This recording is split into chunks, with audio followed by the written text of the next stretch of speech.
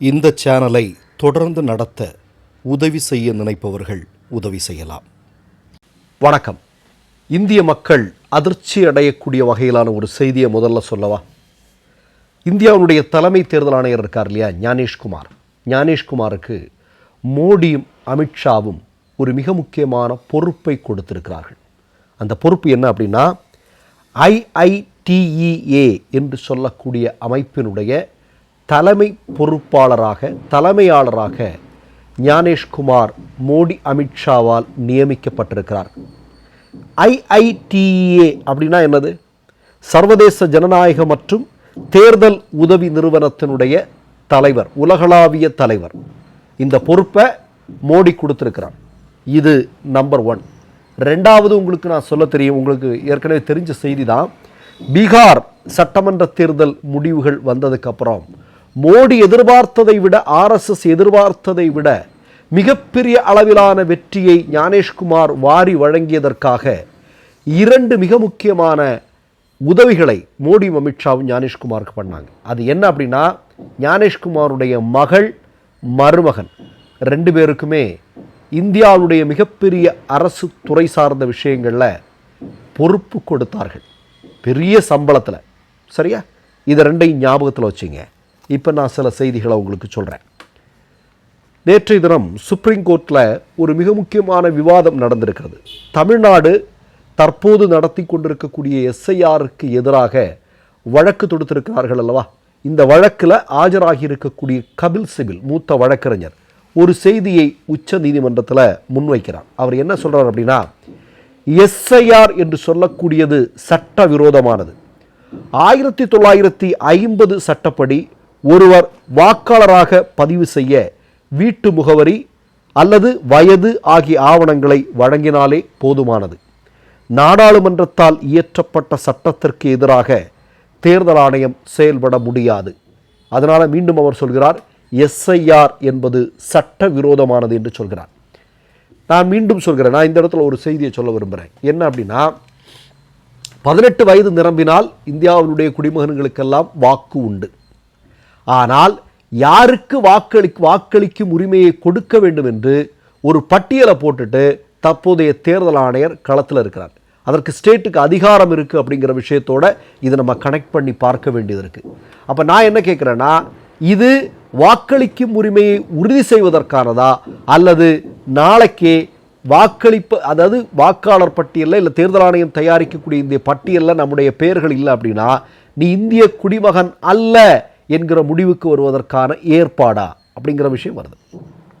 சரி, இப்போது நான் முதல்ல ஒரு செய்தியை சொன்னேன் இல்லையா, அதாவது இப்போ ஞானேஷ்குமாருடைய குடும்பத்திற்கு எல்லையில்லாத அளவிற்கான உதவிகளை மோடியும் அமித்ஷாவும் வாரி வழங்கி கொண்டிருக்கிறார் என்பது. இதில் இந்த ஞானேஷ்குமாருடைய மகள் இருக்கிறாங்க, மேதா ரூபம் அப்படின்னு சொல்லக்கூடிய பொண்ணு.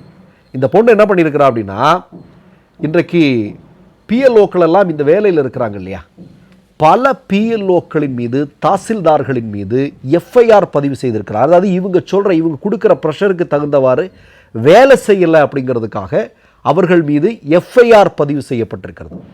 பல நபர்களின் மீது ஒரு நாள் சம்பளம் பிடிக்கப்பட்டிருக்கிறது. பல நபர்கள் வேலையிலிருந்து தூக்கி எறியப்பட்டிருக்கிறார்கள்.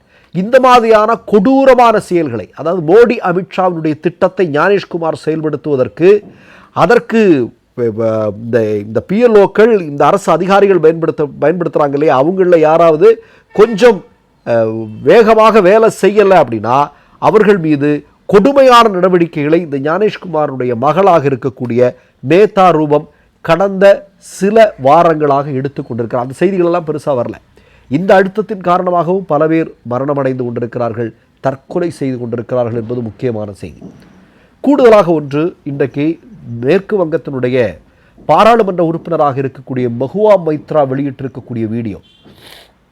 அதாவது இந்த தேர்தல் பணியில் ஈடுபட்டு கொண்டிருந்த ஒரு நபர் பணிச்சுமை தாங்காமல் கடிதம் எழுதி வைத்துவிட்டு தற்கொலை செய்திருக்கிறார். வங்காள மொழியில் எழுதப்பட்ட கடிதம். அதை மகுவா மைத்ரா அவர்கள் வாசிக்கிறார்கள். வாசித்து அதை பற்றி சொல்கிறாங்க. நான் என்ன கேட்குறேன் அப்படின்னா, அந்த வீடியோ பார்க்குறதுக்கு முன்னாடி ஞானேஷ்குமாரை பார்த்து இந்திய மக்களின் சார்பாக ஒரு விஷயம் கேட்குறேன். இவ்வளவு பெரிய அநீதிகளை செய்து கொண்டிருக்கிறீர்கள் அல்லவா? துப்பு இருந்தால் ராஜினாமா பண்ணிட்டு போனோம் இல்லையா? அதான் ரொம்ப முக்கியமான விஷயம். ஆனால் உங்களுக்கு தெரியும், உங்களை யாராலையும் இந்தியாவில் இருக்கக்கூடிய சட்டமோ இந்தியாவில் இருக்கக்கூடிய யாராலையும் உங்களை எதுவும் பண்ண முடியாது. உங்களை பாதுகாப்பதற்காக மோடி சட்டம் இயற்றி வைத்திருக்கிறார் என்பது எங்களுக்கு தெரியும். ஆனாலும் உங்களை மக்கள் ஒரு நாள் தண்டிப்பதற்கான காலம் வரும். மஹுவா மொய்த்ரா வெளியிட்டிருக்கக்கூடிய அந்த வீடியோவை இப்போ பாருங்க. Hello, this is Mahua Moitra, Member of Parliament, Krishnanagar. This video is for you, Mr. Ganesh Kumar, Honorable, not so Honorable, Chief Election Commissioner of India. This letter, Mr. Kumar, has been written blaming the Election Commission for her death. You, sir, are an aider and abettor to the suicide of Rinku Karmakar, who died an untimely death due to the chaos caused by you. In 2024, when your predecessor Rajiv Kumar, when speaking on the 300 plus deaths due to the 7-phase elections held at the peak of summer between April and June, said that you had learnt a lesson and that you would not do it again. You have learnt no lesson. Even after forcing a 7-phase election in the depths of summer last year, you have again come and done this chaotic exercise where 18.5 lakh, 20 lakh voters in each Lok Sabha constituency in Bengal are having to be enumerated, digitized in a span of 30 days, even less. Is it humanly possible? Your children work as DMs. Why don't you ask them? Is it humanly possible to do? When we asked you to take our 17C forms and digitize them and make it available, you said it's a Herculean task. We can't do it. If you, the Election Commission, with your resources and your time and your money, cannot upload 17C forms and digitize them and make them available, you expect BLOs working full-time jobs to work another 8-hour, 10-hour, 12-hour shift after their shifts to do this job for you? For what? What's the tearing hurry? What's the tearing hurry? Why couldn't we have taken 6 months or 8 months to complete this exercise? Why? You're responsible for Rinku's death. And you know what I feel like doing now? Her post-mortem is going on. I feel like taking her after the post-mortem, putting her on a flight to Delhi, taking it outside the Nirvachan Commission office on Ashoka Road and sitting there so you can come down and see. தேர்தல் ஆணையம் எப்படியெல்லாம் மோடிக்காக வேலை செய்து கொண்டிருக்கிறது என்பதற்கான மற்றொரு சான்று இது. மற்றொரு நிகழ்வில் சந்திப்போம். நன்றி, வணக்கம். 3 யூடியூப் சேனல்கள் வியாபாரத்திற்கு இருக்கிறது. தேவைப்படுபவர்கள் இந்த எண்ணுக்கு தொடர்பு கொள்ளுங்கள். மை நேம் இஸ் ரெட் சேனலை சப்ஸ்கிரைப் பண்ணிக்கோங்க.